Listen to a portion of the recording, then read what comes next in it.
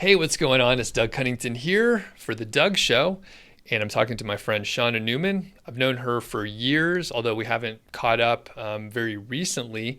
She's been doing internet marketing for way longer than me. We're going to hear her whole story. She's been doing this full time, and she's a bit of an avid traveler. So, Shawna, how's it going today? Pretty good. How about you? Doing really good. I'm pumped to talk to you. Like I said, it has been a while, but we'll pull the curtain back behind the scenes a little bit. We tried to record this 1 week ago, but we had some massive tech issues. So thanks for working on it. We hit a dead end and we really couldn't do anything. So appreciate that. What was the issue that you ran into? Well, I had some audio dropping and just not recording, period. And it ended up being an issue with living by the sea here in Europe with no air conditioner.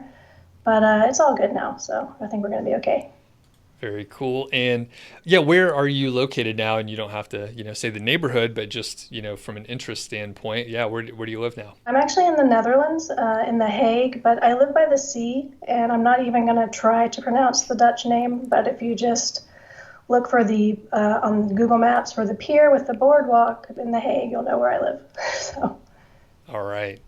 Pretty cool. And for the people that don't know you, can you give a little intro about your background and what you work on these days? Well, I've been doing this for more than a decade. I started out with made for AdSense sites, which were just content specific sites, so not really affiliate marketing. I started actually in the personal finance niche, but for the bulk of that decade plus, I've been doing affiliate sites primarily with Amazon. However, in recent years, I've kind of gotten away from that. And so I've been focusing on the build and flip model for sites. So just churning them out as fast as I can and flipping them on Empire Flippers for cash. Very cool. And to this point, how many sites have you sold if you recall off the top of your head? That's a good question. I don't have an exact number. I would say somewhere between 30 to 40. I spent 1 year and I sold like 15, so it's pretty consistent. I haven't sold any actually in the last year because now I'm trying to focusing on holding a little longer. So, All but right. normally I flip it around $1,500 a month. Okay. And what kind of return do you see on those, both from the top line revenue of what you make selling the site, and then of course the ROI after all your expenses and that sort of thing? It really depends on the niche, actually. I had a test site like 3 or 4 years ago that I did in the paddleboard niche where I spent maybe $3,000 getting it all set up. I did most of the content myself. Then I flipped it for 35,000 18 months later. Okay. So, and it was making like 4 grand a month for a while Awesome. there, like only in the summer, of course, because it's a seasonal niche. But it's obviously getting harder, with Amazon commission cuts and freelance writers increasing their rates and stuff to have such a big profit margin. But I mean, I do well enough to move to Europe. So Right. That's awesome. And the thing is, I've heard so many people want to do this model that you're right. describing, but they often run into issues, run out of steam before they've worked out the kinks. Did it take you a long time to develop the process and be able to execute reliably? Oh yes, like I had a lot of failures. Luckily, I kept at it. I ended up finding a guy who's actually no longer even in the industry who was doing a step-by-step thing on how he made his own Amazon affiliate sites. And he just shared it out there publicly. And then he created a forum that was $5 a month that I joined. And so I started kind of doing what he taught, which was focusing more on buyer guides. And then not too long after that, Squidoo got real big for internet marketers. And so I was kind of doing that, and that kind of helped me refine my keyword research process. And then I just moved doing my own sites after that. And I guess the rest is history. All right. And can you give us any idea, like the scope of how much you're earning per month so people have an idea just in general? I don't publicly disclose all of my income. I have around 20 sites in my portfolio, but I did start this year doing a case study and income report update each month. And so there are 4 sites from my portfolio in that. And I think it was around 4 grand last month. I'm not really sure, but people can check it out for themselves on my site. Okay, and we'll be able to get links for all that Yeah. stuff over Skipblast. But yeah, thanks for sharing that. I know I don't share much of my income these days either, so I respect that. But I always want to ask and make sure you have an opportunity to explain. So Yeah, I mean, I will say it's 6 figures a year, but that's as specific as I'll get. So fair enough. Very cool. And it's expensive in Europe. We were talking just uh, off the record, just taxes in general. And I was mhm. like, wow, that's a lot of taxes that you pay over there. So you must be doing okay. So we're going to jump into a lot of different areas. And number one, I want to hear about sort of how you're building the sites and the process, starting from keyword research to your content. It sounds like you have some writers on staff, and then link building and how long you age it. So I know there's a lot baked into that question, and I'm just going to Yeah. throw it over to you. Okay. Well, I actually just started a new site a couple of days ago. I didn't intend to because, like I said, I already have 20 sites in my portfolio, which is more than enough. I've been trying for ages to get it down to 10, but I keep starting new sites. So I would say for the past year or so, my method has been find a site in a niche that I'm not in that's doing well, see what they're doing, if there's any opportunities, and then try to beat them. So with this new site I started, I actually found it in the Ahrefs JSON file, which is publicly available, and you can see every site that's got Ahrefs ads. And so I got that, just like almost 3,000 sites. I ran them through a bulk checker to find the ones that didn't have any authority. And then I went through niche by niche to see what interested me. And I was like, oh, that's easy. They're ranking really well. They're in Ahrefs. Their traffic looks great. And just with some links, I can beat these people. So that's kind of what I've been doing basically lately. Right. Very interesting. In that Ahrefs JSON file. So for Yeah. the non-tech people, can you break it down a little bit? And then I know people will be able to Google and do a little more research. It's actually a good video for me to create, but can you Okay. explain a little more? Yeah, it's just like a kind of like a raw data file that you can access. And for Ahrefs, it includes the company or person who owns the site, the publisher ID with them, and the website URL itself. If you just try to download it from their site, it's not going to really be formatted very well, but there's another website out there where you can download it in CSV format to make it super easy. And then you just upload it to Ahrefs with just the URLs, sort it by authority, and then run with it. Okay. It's funny how deep we got into technical stuff in like minutes. I didn't think it was going to be that fast, but that's pretty cool. Sorry. I mean, that's fantastic. I have not heard of that method, but when you said it, I thought, well, that makes perfect sense. That is, deep in the weeds, technical. And I mean, you still have to do the work of, Right. Yeah. figuring Yeah. out like how to build the site. So from keyword research, is it mainly via the competitor analysis because you have sort of the blueprint of what's working for that person's site?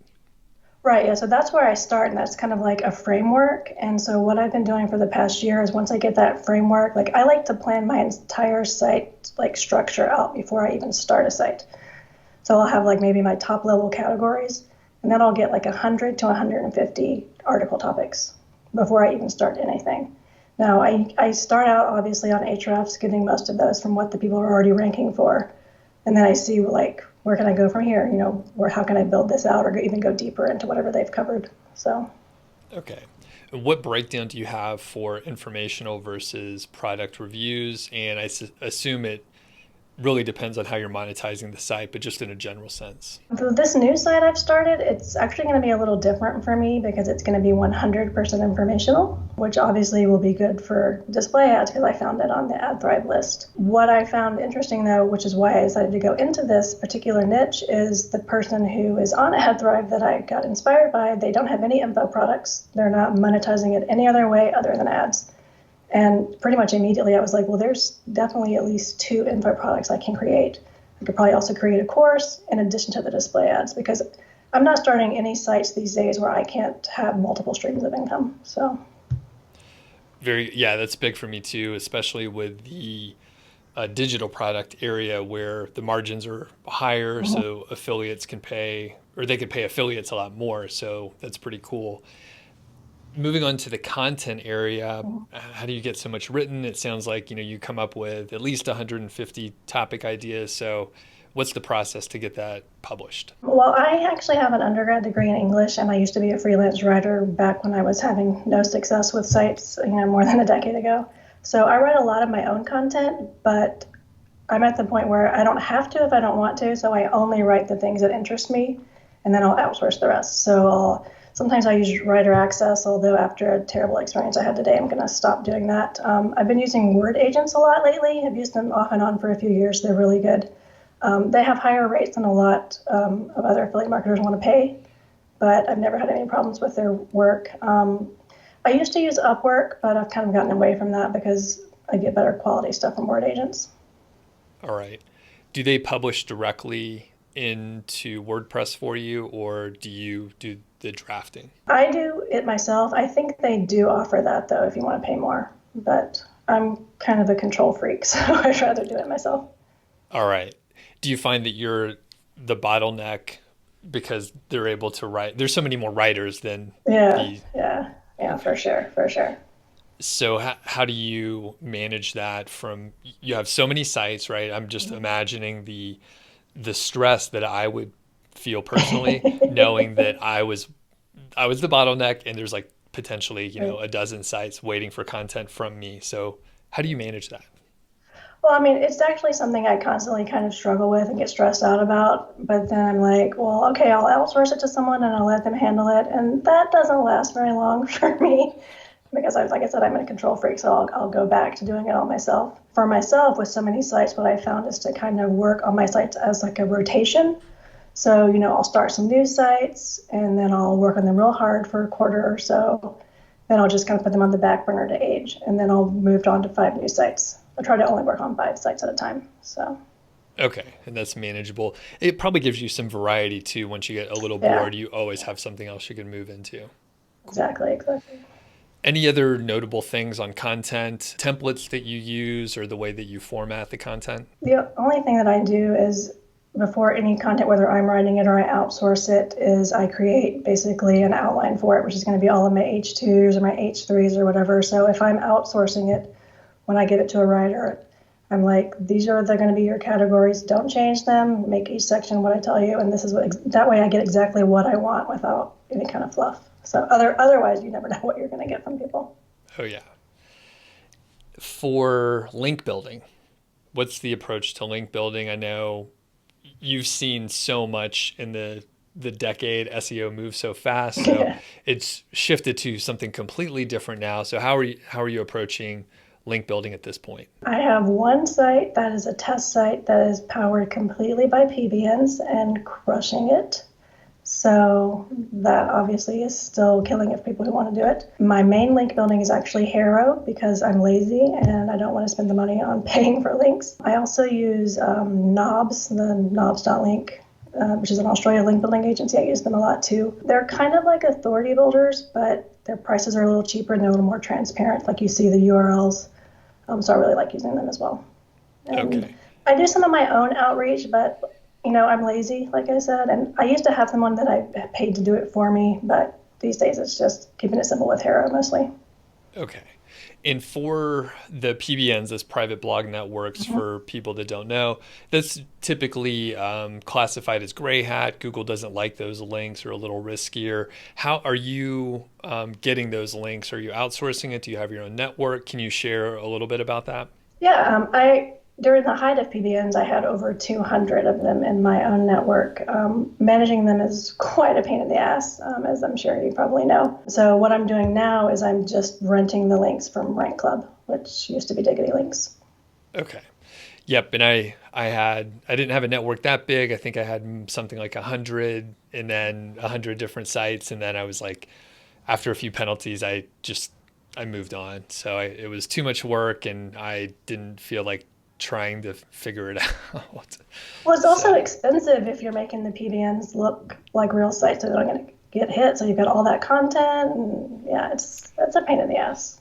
yeah. You have to be And then if, really dedicated to it. yeah. And I mean, I have mentioned, I try not to talk about it too much, but yeah, when people ask, I'm like, it still works, but you have to go down the rabbit hole and then either manage it really well on your own Yeah, or, work with people that know what they're doing. So yeah, now you said it was just one test site that you're, just trying to keep the mhm. pulse on what's going on with the edge of SEO, I guess. Right, yeah. Just like I kind of have test sites all the time. Like I have another test site where I've just sent like 8 301 redirects to it just to see what it's going to do. It's doing fine right now. It's not like having an amazing success like you see people talking about in SEO groups, but we'll see. Very cool. Let's move to the Haro link building a little bit and go a little deeper. So I've been dabbling a little bit in the last few weeks after people pointed out that it's actually fairly effective these days and not too hard to get links. So how do you approach it for your sites, and do you have any just tips on landing the link and actually getting that link back to your site? Yeah, I think the key thing is to have something unique to say. So when you see a Haro call that you think you can respond to, don't respond immediately with your first thought, because everyone else is going to have the same first thought. So you have to try to kind of think outside the box. And it's been doing really well for me. I've gotten links on like Reader's Digest, Forbes, all kinds of sites that are really high authority. So. Okay. And when you first started doing this, did you make any like sort of classic mistakes that maybe you could help people avoid if they're going to try out Haro? Initially, I was typing really, really long answers, which, these are journalists for the most part, and they want kind of bite-sized snippets that they can just, kind of plug and play for their articles. So I think it's important to keep it concise. That was something I struggled with at the beginning. Anyone who's read my blog post knows how wordy I am, so. the English major coming out. Yeah. Do you have any like guide for the number of words where say maybe 100 to 300 words, or anything where you found it particularly like the sweet spot? No, I haven't really boiled it down to anything like that. Basically, when I answer, I try to say, who I am and why I should be basically answering the question for them. A quick answer to what they're asking, and then just I'm happy to follow up with any, questions you might have. Just let me know, and that's it. I keep it super short. Awesome. And do you have any conversion rate that seems to be hitting where you're kind of reliably getting a certain number of links? I think it really varies by your niche. Like I said, I have around 20 sites, and I'm trying to use Haro for all of them. I have some in niches where I've got no links just because there aren't that many calls in those niches. I have some where it seems like almost every time I answer, I have a success rate with it. I wrote about it on my blog, running it as a test for a month with Skipblast, and I feel like I got around a 40% success rate with that. And anyone who's been on my site knows it's not very professional. It's full of GIFs and expletives. So yeah, you could probably do a lot better. Yeah, and I checked out that article and checked out some of the links that you mentioned, and I was like, I should have been doing this for the last several years, but I just always wrote it off. I never really paid much attention. So yeah, you'd probably do even better because no GIFs, no expletives, right? Yeah, they're well hidden. There, so. One thing I forgot to ask earlier, when you're building out the sites and you're getting ready to sell them, it sounds like the threshold before you sell them was around $1,500 or so. Yeah. About how long does that typically take? Just average life cycle for you growing the site to that level or beyond? I would say 15 to 18 months has been the average for me in recent years. You used to be able to do it in about a year, but now I would say 15 to 18 months. And you hang on to them a little bit longer, and typically they'll continue to grow. Is that kind of the idea? Right, yeah. Like I've started holding on to them longer, so now I'm shooting for maybe like 4,000 to 5,000 per month before I flip. And so I expect that to take 24 to 36 months, depending on the niche. Okay. And then I'm just like doing the math in my head, you have a few sites going at a time, 2 to 3 years. So potentially you could sell, a few of these once they mature per year. Of course, you have a lot of taxes, you have broker fees and some other things, but generally like you can kind of reliably aim for that, right? Yeah. That's the goal. That's why I kind of start them in waves so that I always have something to sell if I want to sell it, maybe quarterly or twice a year or something. Okay. And algorithm updates are obviously very scary. You have a lot of sites, so I suspect when a big update rolls around, some go up, some go down, and you probably feel okay with that versus some of the other updates that used to just hit everything seemingly. So how do you deal with these algorithm updates just mentally? I just don't even worry about it. I just kind of keep my head down and keep doing what I'm doing. I've been fairly lucky in not getting really hit by anything too bad until this most recent update in May. One of my sites was doing like over 100,000 a month and dropped to like 8,000 a month. And it's completely white hat. It had been all like white hat guest post links and Haro links. And so there was nothing out of the ordinary with it. I haven't touched it since that May update. It's been slowly recovering on its own each time Google does something. So I probably won't even touch it till the end of the year. So, are you continuing to, do what you were doing? Were you adding more content and getting links as normal? Yeah. I mean, that's all I'm doing. It's a site that I've had for a few years, so it's probably due for me to do a thorough content audit on it. But I don't have time to do that right now with my other sites. But it's something I'll do. Gotcha. I find these newer updates just more holistic. So there's really, there's not a thing you can do. And is that your take as well? Yeah, I mean, if you're already doing everything right anyway, then it's probably a fluke. So just keep doing what you're doing and you'll probably be fine when the next update rolls around. So. Yeah, I had a couple of those actually with Niche Site Project where basically I neglected the site and it just came back from the next update. I mean, I literally did nothing. I did less than I was doing, just timing wise, and didn't publish anything, no new links, and it came back. So I don't know what's going on. And for me, Niche Site Project, there's no like weird links going on other than perhaps the random negative SEO that hits us occasionally. So have you had any negative SEO experience? Oh, yes. I used to have a site in the water softener niche. And they are brutal with negative SEO in that niche. Yeah. Crazy. Is it, I guess it's just like bigger like e-commerce kind of companies with SEO outsourced? Well, no, it's other affiliate sites because the ticket price on water softeners is so high. Oh. So it was a very lucrative niche. Gotcha. Did you figure out how to deal with it, or what was your method to handle the negative SEO? I just went after more high authority links to kind of push those down so they didn't really count for much. And that seems to work. I mean, I have the PBN site that I have as a test site has been getting negative SEO for probably more than a year now. I just checked it this week and it's still getting it coming in, but it's not hurting it at all. So.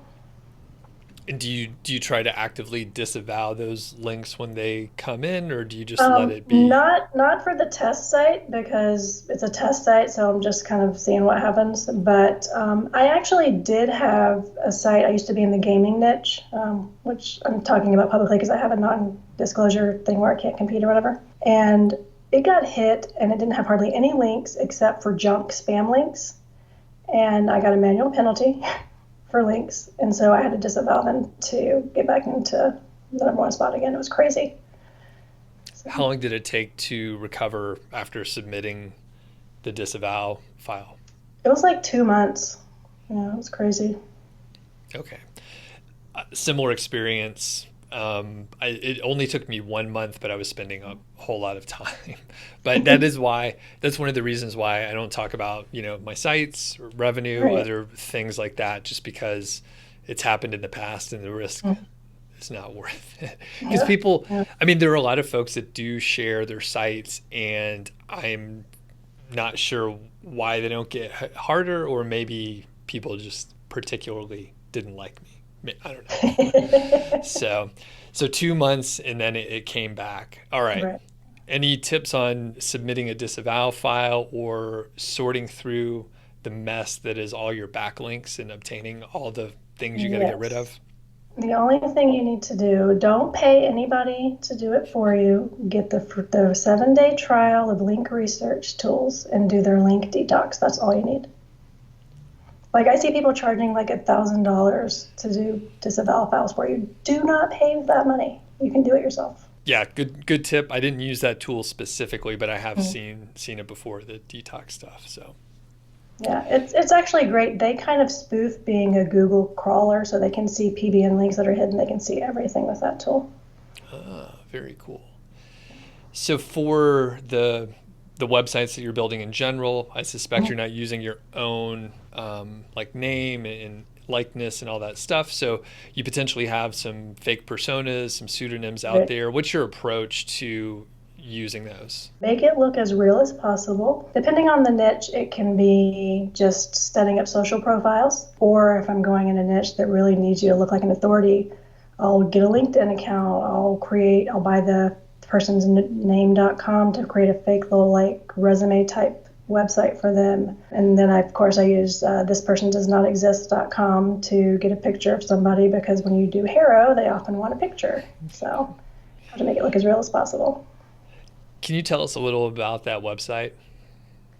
The person It's some doesn't type exist. of AI. I don't really know where it sources its original images from, but it kind of splices random bits of them together to make real images, although they're not always real looking, so you can get some really wacky looking stuff. So you can't just take the first image that pops up, you have to really look at it. Okay, that's pretty funny. I wasn't aware of the site, but you have a nice post on this, and you have some of Yeah, those images that look ridiculous. So yeah, they're crazy. as far as you go deeper than a lot of people. So some people would Yeah. just put the about page and then have an image and maybe a little backstory, but you're creating the social profile. So from say Instagram or something like that, do you actually like post some stuff so there's a little bit of history, or to what level do you Oh go? yeah, I will post some stuff initially, and then like every so often I'll log into all of them randomly and just like post random updates or just retweet something so that it looks real. Gotcha. And how do you have any idea how much time you spend? Like, do you schedule it, or is it just like randomly you're like, oh, you know what? I should probably go hop in and do some social stuff. It's more like downtime. Like I don't really want to do anything else. I could get on Facebook and fuck around, or I can do this, and it'll actually be something helpful. So Okay. And then you could post like fake updates. Okay. yeah, exactly. Yeah. And this was actually a question from a reader and a viewer over on YouTube about just the ethics of creating like a fake profile. Are there any like ethical issues that you see, or Well, how do you handle it? yeah. Like I kind of hate it. Like I do it for like all of my sites, but I also kind of hate it because like I know that I'm only answering hero calls that I'm actually qualified to answer, but it kind of makes you think, is anything on the internet real? You know, because anybody can go get a fake photo and a fake LinkedIn and just answer things. So yeah, Okay. Yeah, it is.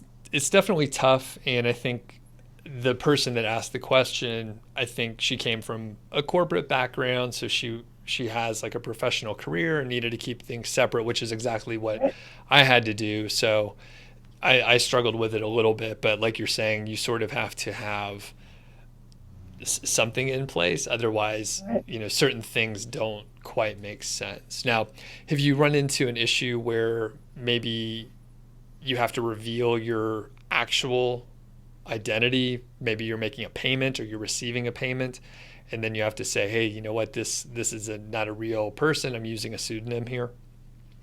When I've paid for outreach links, I've just said I'm like the content manager because obviously the PayPal account is in my name. But I actually have a student who got their site into AdThrive, and she blogs under a different name. And AdThrive asked her like a million questions. How do you know this person? How are you associated with them? So that's something people should think about. Okay, that makes sense. Yeah, I never even thought of that, but I've used a similar thing that you've mentioned where you just say, hey, I'm on the content team. Mhm. There's teams behind stuff, so I think that's an easy answer most of the time. All right, so let's move to growing an existing site. Now, it sounds like you pretty much start your sites from scratch most of the time. Do Mhm. you do you ever purchase sites, or yeah, just purchase sites to grow on your own? Yeah, I actually purchase sites sometimes from the Flipping Websites Facebook group. What the types of sites that I buy are usually on the cheaper end of the spectrum, And what I look for are sites that I can use to just fill out a silo on one of my existing sites. So if I had a gaming site and I didn't have any content about Fortnite and somebody was selling a Fortnite specific site, then I would buy that site and make it a 301 all the content to a Fortnite silo on my existing site. Okay.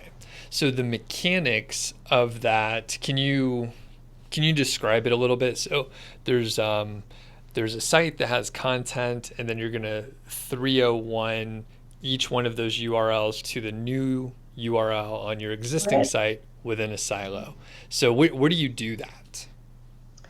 Well, the first thing I have to do is make sure all the content is actually up to date and good. So I don't 301 everything at the same time. So I'll go through post by post and I start with either the most trafficked post in Google Analytics or the whatever is ranking the best in Ahrefs. So I'll go through that, I'll see what needs to be updated or changed, then I'll move it to my new site, my existing site, and then I'll do my 301 through cPanel. So it's tedious. It's not hard. It's just tedious. And then, of course, you have to make sure you don't make any typos because then you end up with 404s. So. Okay. And in the cPanel, there's just a redirect. So Right. I does that write to the HT access file probably? Yes, it does. So you just go into that and you click on your site as the site that it's going from, your new site, whatever. Hold on, let me get this Yeah, straight. you got it. Yeah. Yeah, so you're going from the site you just bought to your existing site. Yeah. Okay.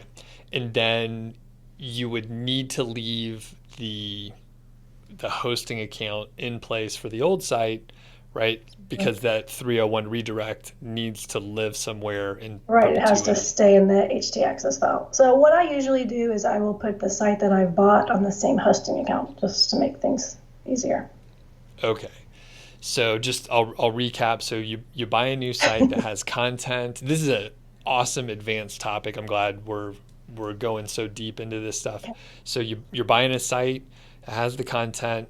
You are prioritizing the content based on either traffic levels or the highest rankings. Mhm. You're 301 redirecting on the old site to the new site, and you move the content over. You're doing that via the cPanel, which basically writes to the HT access file. So that old site will just stay there and will redirect. You'll get those rankings. Probably takes a few weeks to kick in, right? Yeah, sometimes it can be with a couple of days, but usually it's about 2 weeks. Perfect. Very good. Now, if And you're go. using a host like Cloudways, though, that does not have the cPanel, which I use for a lot of my sites, you guess it's a little more difficult. So you can either do it by hand and in your HT access file in your text editor on your site, on your computer. There's actually a website, too, where you can just kind of input it in and it'll pop it out for you as well, which I can get you that URL later because I don't know what it is off the top of my head. Okay. And I usually do the just edit the HT access directly. Yeah. So it's a little Yeah. faster sometimes if you just copy and paste, Unless type you it have out. like 300 posts. Yeah. Yeah. There's no fast way to do it that way, I No, guess. So no, very cool. So when you buy those sites, you move them over, you get the rankings, and I guess that's a great way to just like pump a ton of content super fast. no. Okay. Off the top of your head, do you have any results where you added content to a silo like this and had pretty remarkable new traffic and stuff? It's always made my sites rise when I do this, but in one particular site, when I moved over just a 19-page site that I bought, it went from like 5,000 visits a month to 50,000. And I take it that was greater than the sum of the two separate parts. Oh yeah, the site had basically no traffic that I bought. It wasn't even earning any money. I just bought it for the content. Wow, that's crazy. Okay, Yeah. because I'm in a position where I may be doing this, and actually, I just was helping one of my students do this as well. So hopefully soon I'll have a little bit of that data as well. Interesting. So it went from that's huge. That's Yeah. insane. But most of the time, you get a little bit of a lift just Yeah. across Yeah. the board. Okay, very cool. And it works best if you're buying a site that has links as well as content, because then you're getting all that new backlinks as well as the new content. But most of the time, I'm just buying content sites that don't have very many links. Okay. From going back to the sort of initial question point that I was starting at around growing a site. So you typically do start your sites from scratch. Right. If someone came to you and wanted to grow their site, are there a few things that you always mention where, hey, these are probably going to work out? Like, how would you approach growing a site? So are you talking about from the beginning or? Or no, so it's an existing site, and maybe, like I said, imagine someone came to you and they had their site generally like plateaued. It was earning money, it was getting traffic, but they weren't quite sure what to do next. I think that what I would tell them to do first is actually a content audit. Go through all of their existing content, starting with what's ranking the best. See if anything can be improved. Even if you're already ranking number one, you'll probably still, when you go back and look at the other sites that are ranking, there's going to be new keywords, new questions on there people also ask, things like that you can use to kind of beef up your content. You may still stay number one or number two, but you'll still get in new traffic for that new content. I tend to tell people to focus on content first and links second, both because I feel like content is cheaper, but also I think you get a little bit more rewards from Google for boosting your content instead of your links. Very good. From the content standpoint and, improving it, do you have any specific strategies where you go and dissect it? I know you mentioned check out other websites, Right. see if you've missed anything. Any other content tips to improve it? I'm a big fan of the Internet Marketing Ninja's SEO compare tool. I don't know if you're familiar with it or not, but you can put in 5 URLs and it will compare them. It'll split out all of their H1s, H2s, H3s. It'll give you keyword densities. It gives you all kinds of data like that. And that's good for a quick snapshot of, oh, I see that these 3 sites are covering X topic and I'm not covering that. And so that kind of helps you speed up kind of your analysis. Okay. From the link building standpoint, I suspect you'll probably say you'll do some Haro, maybe outsource a couple things. Mm-hmm. Is that pretty much your approach for link building these days? It is, but if I have an existing site that I want to improve, what I'm going to do first actually is run an Ahrefs report for my competitors to see if there's any links that they have that I don't, that I can also get. I'm also a big fan of creating big informational posts with lots of data that at least one of your competitors has, and then reaching out to them and saying, oh, hey, I see you're linking to them, but we have more data, and then we're more recently updated. So maybe you should try out our thing for your audience instead. And that actually works surprisingly well. Of course, you kind of get into a thing where if the other person does that back to you, you're just going back and forth. But for now, it's working pretty well. How do you assess the links that you think you could get? Like if it's something like Reader's Digest or something, then I know I'm not going to get it. If it looks just like another niche site, another affiliate site, or a personal blog, then I'll go for it. I've also gone after e-commerce links that people have gotten on their blogs. So. Okay. And any specific approach? Just keep it short and sweet, or do you have? Okay. I'm lazy, so I'm team lazy all the way. So as concise as possible. I know a lot of people use automated tools for doing their outreach, but I'm not into that. I'd rather look at the people's site, just get a quick overview of what they're about, and just send them something short and sweet. And speaking of that, do you get a lot of just garbage emails from people reaching out to all your sites? Yeah, I got one today, actually, for one of my sites that was sent to the persona's name at the site.com, addressed to someone else. Like, you're not even trying, Yeah. It's so typical to see that, or just the most generic sort of implementation of the automation tools where it's like, dear website name, and it's like blah blah blah.com. Like they're not even trying at all. It's insane. The ones I usually respond to are unique. Some recent ones I got, one had a video actually embedded in it that was pretty interesting, and a few people have sent GIFs And so I don't know if they know that it's really my site and that I love GIFs, or they just happen to be really cool. That's pretty So, good.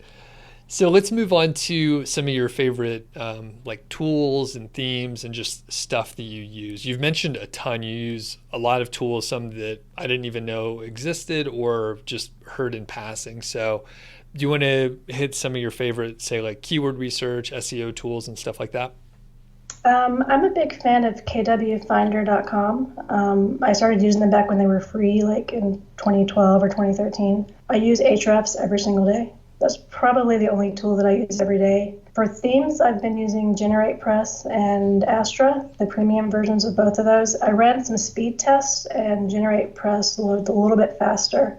So I kind of favor that one for my sites. I don't know what other tools I use on the regular. I've tried tools like Surfer and Pop and stuff like that. In my testing, though, I don't really think they're as beneficial as just doing it by yourself.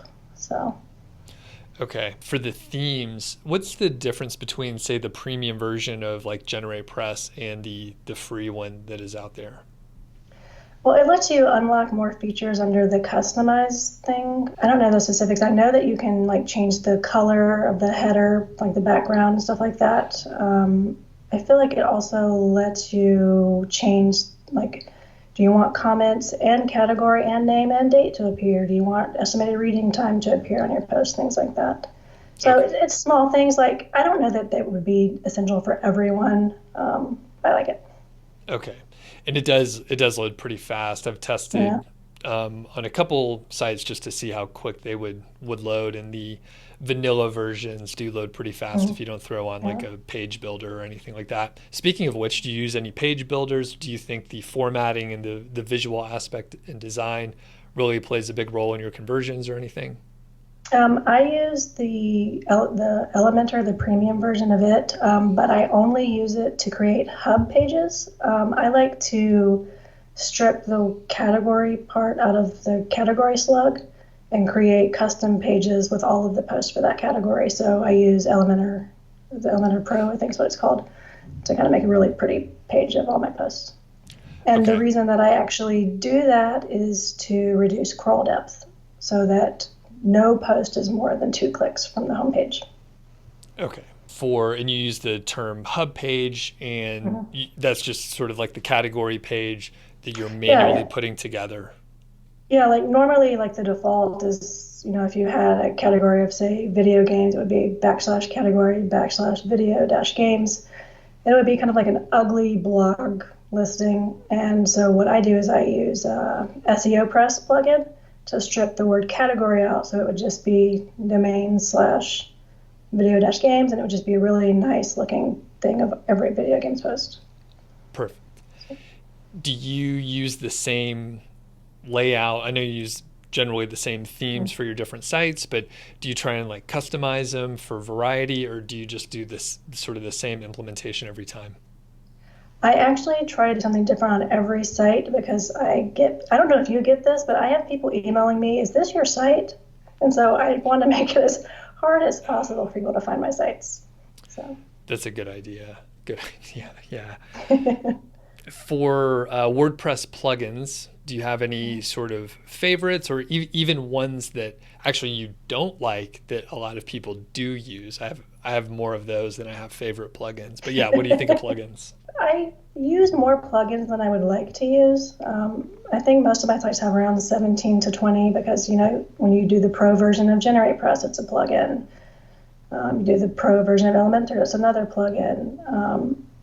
The plugins that I pay for, though, are AAWP for Amazon tables, WP Rocket for fast loading site, Imagify, I think is what it's called. It's made by WP Rocket, and it optimizes your images, and WordFence. So that's what I pay for. Gotcha. Then you have a couple others in there. Do you use a dedicated SEO plugin? And if so, which one? I use SEO Press. I've tried Rank Math and Yoast, and I prefer SEO Press. Okay. I'm not a huge fan of Yoast anymore. I think it's a little bloated, and I'm Uh, doing KGR content. Often that confuses mhm. uh, newer SEO types because they keyword stuff. So with rank math, I've heard good things. Were there any certain things that you didn't like, or why weren't you a fan of rank math as much? I just didn't find it as user friendly. So for me, SEO Press, it was quick and simple, and I'm lazy, you know. Yeah. So I want something that's easy Yeah. and ready to go. Yeah. Okay. And you say you're lazy, but it sounds like you're doing a lot. So I don't know. It's Well, I mean, debatable. yeah, but you know. Yeah. Fair enough. Cool. I think we're sort of rounding out. We hit a lot of the topics here. So, do you have any advice for people who are perhaps that are actually, I'm going to give you two questions. So, first Okay. one, people that are just getting started, maybe either they have just started their site or they're still trying to pick a niche. What advice can you give for those folks? If they're trying to keep it lean and they're going to write the content themselves, definitely pick a topic you're interested in. I had a site years ago that did as a case study for my students in the golf niche, and I hate golf.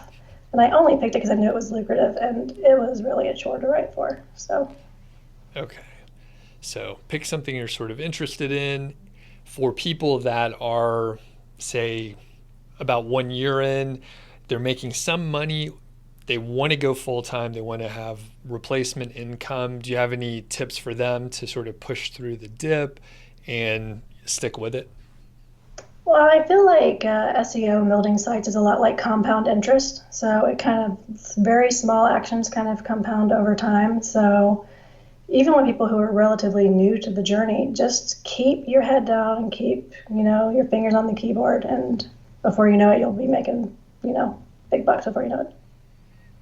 I've I've found the same thing where it's just the people that keep like pushing Yeah. through and keep trying and adjust a little bit along the way. I mean, I know you've had to shift your business model and the approach just in general Mhm. probably a dozen times in the last Yeah. 10 years at least, maybe Yeah. more, who knows. So awesome. So Shawna, where can people find you?